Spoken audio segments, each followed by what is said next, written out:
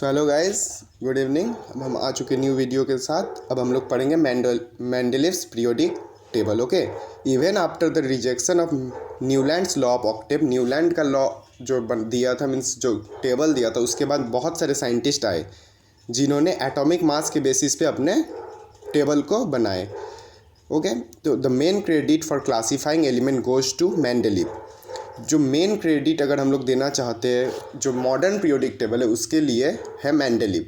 क्यों, इसका रीज़न हम लोग जानेंगे। He was the most important contributor to the early development of the periodic table of element where elements were arranged on the basis of their fundamental property, the atomic mass and also on the similarity of chemical properties.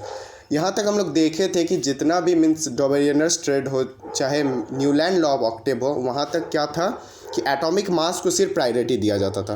तो Mendeleev ने क्या किया, सिर्फ atomic mass को priority नहीं दिया। Atomic mass को तो देखा ही, उसके साथ फंडामेंटल प्रॉपर्टी को भी देखा गया और केमिकल प्रॉपर्टी मीन्स प्रॉपर्टीज़ जैसे केमिकल प्रॉपर्टी हो गया, फिजिकल प्रॉपर्टी हो गया, एटॉमिक मास, ये तीनों चीज़ को प्रायोरिटी दिया गया। ठीक है।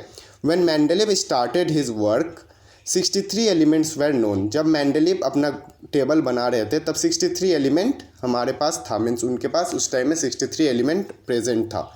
ही examine the relationship between the atomic mass of the element and their physical and chemical property. Okay, तो मेंडलीव जब उस मीन्स ग्रुप बना रहा था तो सिर्फ वो एटॉमिक मास को नहीं देखा, उसके साथ फिजिकल प्रॉपर्टी और केमिकल प्रॉपर्टी को भी देखे थे।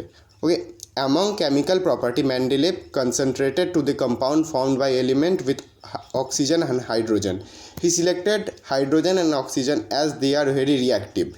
उन्होंने सबसे पहले अपना ग्रुप में सिलेक्ट किया हाइड्रोजन को और ऑक्सीजन को। क्यों? क्योंकि ये दोनों बहुत ज़्यादा रिएक्टिव है। And form compound with most element, और ये दोनों ऐसा चीज़ है, ऑक्सीजन और हाइड्रोजन, एटलीस्ट मीन्स सब जितना बाकी एलिमेंट है सबके साथ रिएक्ट कर जाता है, इसलिए सबसे ज़्यादा प्रायोरिटी किसको दिया, ऑक्सीजन को और हाइड्रोजन को। The formula of the hydrides and oxides formed by an element were treated as one of the basic property of an element for the classification. Okay, जैसा कि हमने समझाया। He then took 63 cards, on each card he wrote down the properties of one element. उन्होंने क्या किया, 63 card लिया। क्यों? क्योंकि 63 एलिमेंट था और सब में एक एक एलिमेंट का नाम लिखा और उसका प्रॉपर्टी लिख दिया। ठीक, अब वो क्या किया, जितना मतलब एलिमेंट था जिसका प्रॉपर्टी सेम हो रहा था सबको साथ में रख दिया गया। तो यही चीज़ था मेंडलीव का पीरियोडिक टेबल। तो वो जो जिसमें वर्टिकल टेबल था उसको ग्रुप नाम दिया गया और जो हॉरिजेंटल रो था उसको पीरियड नाम दिया गया। ओके, तो ये है मेंडलीव का पीरियोडिक टेबल, आप लोग देख सकते हैं। तो समझ में आया मेंडलीव पीरियोडिक टेबल क्यों न्यू अचीवमेंट था, क्योंकि ये सिर्फ एटॉमिक मास को ही प्रायोरिटी नहीं दिया, उसके साथ उसके केमिकल प्रॉपर्टी, फिजिकल प्रॉपर्टी को भी साथ में प्रायोरिटी दिया गया। Achievement of Mendeleev periodic table, new topic अब हम लोग देखेंगे। While discovering the periodic table, there were few instances where Mendeleev had to place an element with slightly greater masses before an element with a slightly lower atomic masses. Means कुछ कुछ जगह क्या हुआ, पहले आ गया ग्रेटर एटॉमिक मास वाला, उसके बाद आया लोअर एटॉमिक मास वाला। ये क्यों हुआ? क्योंकि प्रॉपर्टी मिलाना था हम लोग को। लेकिन इससे पहले जितना भी साइंटिस्ट थे उन्होंने ये चीज़ नहीं देखा, वो तो डायरेक्ट इंक्रीजिंग एटॉमिक मास के अनुसार लगाते गए।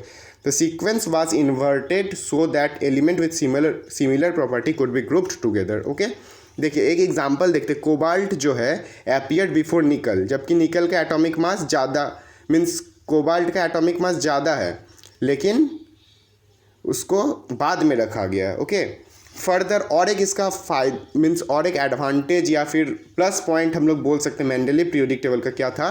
Mendeleev left some gaps in his periodic table. Okay, Mendeleev अपना पीरियोडिक टेबल में कुछ कुछ गैप छोड़ दिए थे, जबकि न्यूलैंड ने अपना पीरियोडिक टेबल में कोई गैप नहीं छोड़ा था। इससे क्या पता चलता है कि हाँ, फ्यूचर में अगर कोई एलिमेंट आता है, इन्वेंट होता है या डिस्कवर होता है तो उसके लिए जगह छोड़ दिया गया।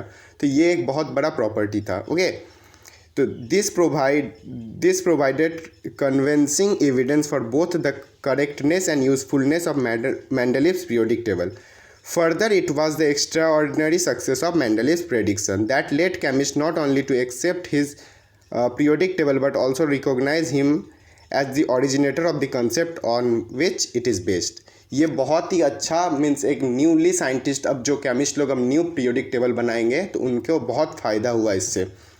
कौन सा पीरियोडिक टेबल से? मेंडलीव के पीरियोडिक टेबल से। Okay, noble gases like helium, neon and argon has have been mentioned in many a context before this. Okay, यहाँ पे मीन्स जितना ग्रुप 18 का जो नोबेल गैसेस था उनको भी जगह दिया गया था। This gases were discovered very late से ये सब आया, लेकिन उन्होंने क्या किया, उसको फिर भी जगह दिए, तो मीन्स उसके लिए गैप छोड़ा गया था जो फ्यूचर में एलिमेंट आएंगे उसके लिए। अब हम लोग देखते हैं इस टॉपिक के मीन्स मेंडेलिक पीरियोडिक क्लासिफिकेशन का लास्ट टॉपिक लिमिटेशन मीन्स क्या कि ये जो मेंडेलिक पीरियोडिक टेबल था, क्लासिफिकेशन था, वो क्यों हटा, इसमें गलती क्या हुआ जो इसको हम लोग हटाए, फिर हम लोग न्यू मॉडर्न पीरियोडिक टेबल को लाए। Electronic configuration of hydrogen resembles of that of alkali metal. जो इलेक्ट्रॉनिक कन्फिगरेशन है हाइड्रोजन, वो बहुत सारा अल्कली मेटल के साथ रिजेंबल मीन्स सिमिलर था। Okay, like alkali metal hydrogen combines with halogen oxygen and sulphur to form compound. Alkali metal की तरह हाइड्रोजन भी हैलोजेंस के साथ रिएक्ट करने लगा था, करता ही, ऑब्वियस सा बात है। तो इससे क्या हुआ प्रॉब्लम कि इससे हम लोग को हाइड्रोजन का पोजीशन के साथ दिक्कत होने लगा, क्योंकि हाइड्रोजन को हम लोग सबसे फर्स्ट जगह पे प्लेस करते हैं। तो इससे हम लोग को दिक्कत हुआ कि वो एल्कली मेटल मीन्स दूसरे ग्रुप के मेटल के साथ प्रॉपर्टी सेम शो करने लगा, ये पहला डिमेरिट था।